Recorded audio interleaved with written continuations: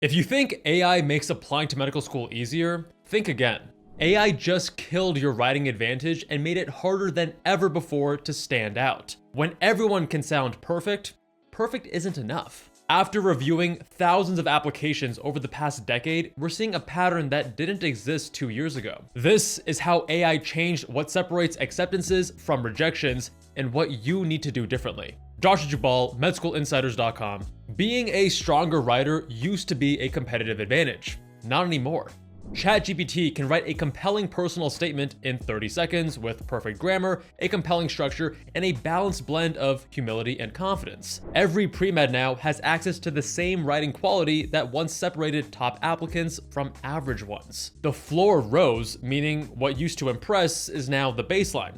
When everyone can sound perfect, perfect isn't good enough. In 2026, Adcoms are reading hundreds of excellently written personal statements that all sound eerily similar, with the same polished transitions, elevated vocabulary, and the same safe metaphors. They may not be able to prove it's AI, but they can feel it. What separates you now is what AI can't generate, like hyper-specific details from your experiences. Not, I learned the importance of empathy, but the patient in bed 7 kept asking why we couldn't just fix her husband's heart valve, and watching the attending draw diagrams on a napkin for 20 minutes taught me more about compassion than any textbook definition. AI can polish your grammar, but it can't create authentic moments from your life. Use AI for ideation and brainstorming, to test ideas, organize thoughts, polish grammar, and tighten sentences. But write the content yourself. Get your story down in your actual voice with your specific details. And this is a word of caution.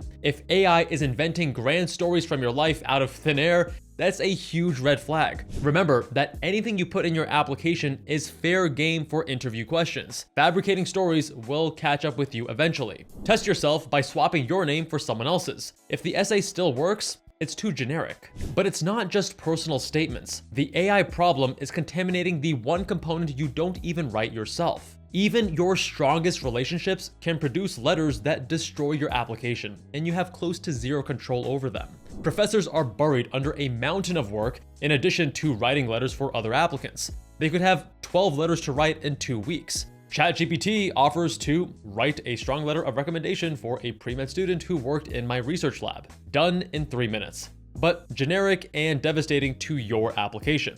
A professor who thinks you're exceptional might tank your application simply by trying to save time. You can't control whether they use AI, but you can control their inputs. The shift is making the authentic version easier than the AI version. Instead of just asking for a strong letter, provide a letter support packet, a timeline of your work together, 3 to 4 specific stories for them to choose from that you'd value them mentioning, and your application narrative so that they can reinforce it, not contradict it. What you're really doing is feeding them the raw material that's harder for AI to generate convincingly. Specific anecdotes about the Western blot that failed 3 times and how you troubleshooted it beats dedicated and hardworking student every time. Start this 6 months before you need letters. Don't wait until application season. Frame the packet diplomatically.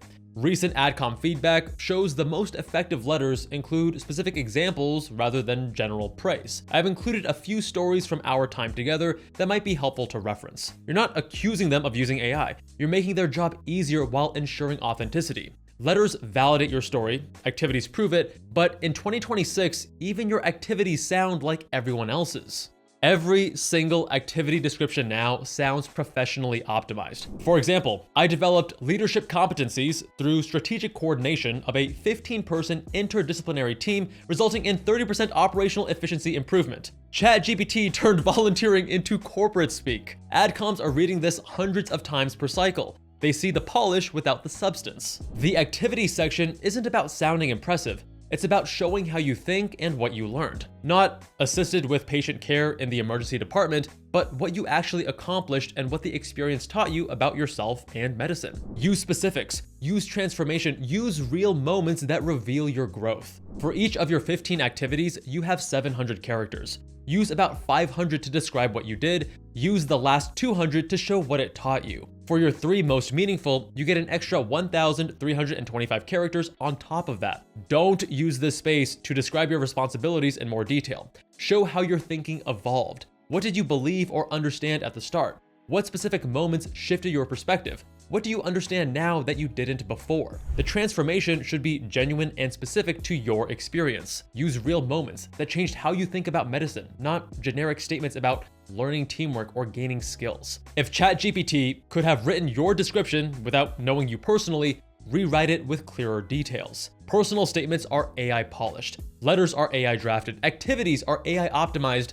That leaves secondary essays. In 2026, every secondary is grammatically flawless with perfect structure and elevated language. Students are using AI to craft school-specific responses. The problem is that AI-polished secondaries all sound identical with the same transitions and sophisticated vocabulary. When everyone sounds perfect, nobody stands out. Speed still matters, but perfection and generality are worse than slight roughness and specificity. The new differentiator is hyper-specific proof that you actually researched the school. Not interested in your global health programs, but I sat in on Dr. Chen's global health policy seminar during my campus visit, and the discussion about bilateral aid structures completely reframed how I think about health equity. The more specific you can get, the better. Move beyond what AI could say of any hardworking student to the experiences and transformations you've actually experienced. Use AI to organize thoughts and fix grammar. Don't use it to generate and write your essays. Use this as a test. Could you swap the school name and submit this elsewhere? If so, add specific details, such as the faculty research you read, the programs you investigated, or the conversations from your campus visit. Make it impossible to recycle without changes. AI can polish writing, it can optimize descriptions, it can even draft letters. But there's one thing it absolutely cannot fake. Plastic surgery applicants averaged 19 research items in 2020. In 2024, that rose to 35. And we're expecting to see another huge jump when 2026 data is released later this summer. Stay tuned for our updated competitiveness assessments. Neurosurgery went from 23 to 37. This didn't happen by accident. It happened right after Step 1 went pass-fail in 2022, eliminating one major hard metric. But that's only part of the story. Research is the one application component AI can't generate or optimize. You either have publications or you don't. You're the first author on 3 papers or the 20th author on 15. These are verifiable facts. When soft skills are taken over by AI, hard metrics become more valuable. Research output, MCAT scores, and GPA trends are all numbers AI can't fabricate or polish. If you're early in your pre-med journey, prioritize research now. The trend isn't reversing. If you're applying soon and your research is weak, lean harder into the components that AI can't fully replicate, like genuine relationships that produce specific letters, activity descriptions that reveal how you think, not what you did, and personal statements with details only you could write. So what happens next? Adcoms understand the changes AI has created to the application process. They're reading thousands of AI-polished applications and noticing patterns. Adcoms will overcorrect. When an application feels too polished or too generic, it creates doubt instead of confidence. The pendulum will swing toward hard metrics because those can't be faked. MCAT scores, research output, GPA trends in rigorous courses, and leadership roles with verifiable impact. Use AI as a tool, not a crutch. Use it to polish grammar, organize thoughts, and tighten sentences, but be an active participant in the writing yourself. Include hyper-specific details in every component that prove you're not just another AI-optimized application. Adcoms are looking for humanity in med school applications more than ever before. It may seem like AI made med school applications a whole lot easier, but it actually made them harder. AI raised the floor, which raised the ceiling. Want the complete roadmap to getting into med school with insider strategies Adcoms never share publicly? The Med School Insiders Blueprint channel breaks down everything from choosing your pre-med major and planning your timeline to crafting each application component. We cover critical pre-med decisions and the month-by-month plan that separates our 97% acceptance rate from the national 40%. Check out the Med School Insiders Blueprint YouTube channel at Med School Insiders Blueprint right up here.